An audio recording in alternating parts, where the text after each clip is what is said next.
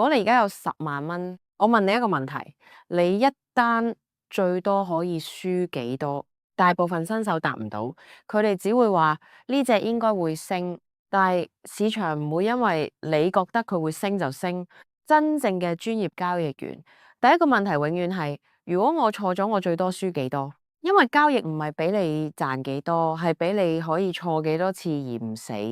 回本非對稱性加1至2個百分比原則。先講一個大部分人唔知道嘅數學現實。假設你輸咗2成，10萬變8萬，要回本喎，唔係賺2成喎，係要賺2成半喎。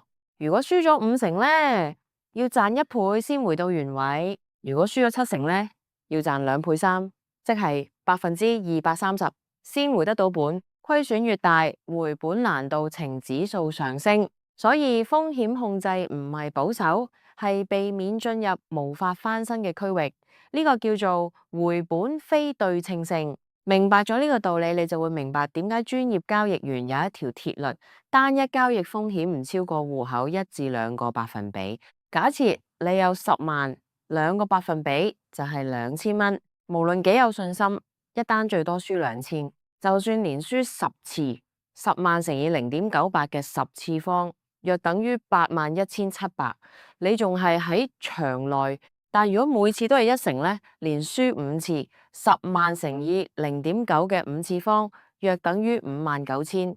心理壓力已經爆咗。每次2成，連輸5次，只剩32000，基本上已經出局。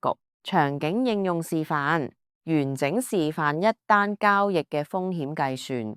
戶口10萬，每單風險上限2個百分比，即2000蚊。目標股票入場價50，止損位45，止損距離5元。倉位公式：風險金額除以止損距離等於倉位股數。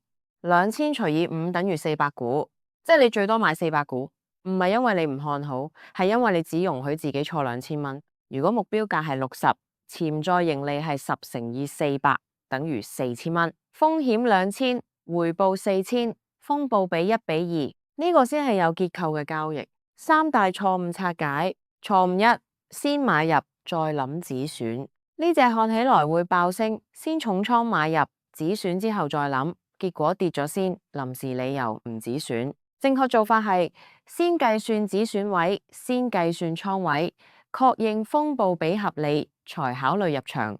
冇止損計劃就等於冇計劃。錯誤2：止損切咗，但不斷修改。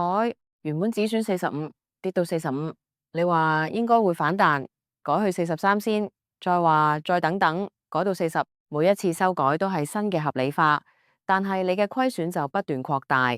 一單最後輸咗1成半，遠超原本計劃嘅2個百分比。止損一旦設定，除非向有利方向移動保護利潤，否則唔好改動。錯誤3：連贏之後把風險由2個百分比加到8個百分比。我最近手感好好，可以加大注碼博大一點。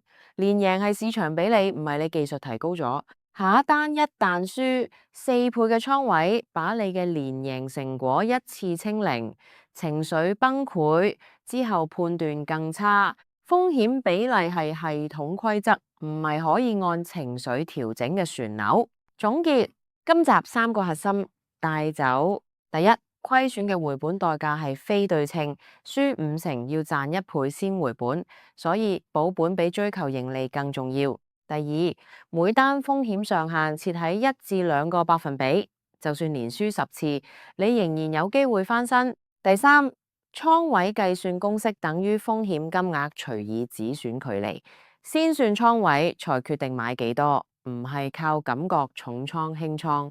將呢3條規則變成習慣，你已經比市場上大部分散戶多咗最重要嘅一道防線喎。下一集我哋講2個百分比規則嘅完整應用，以及點樣用一條公式精準計算每一單嘅倉位。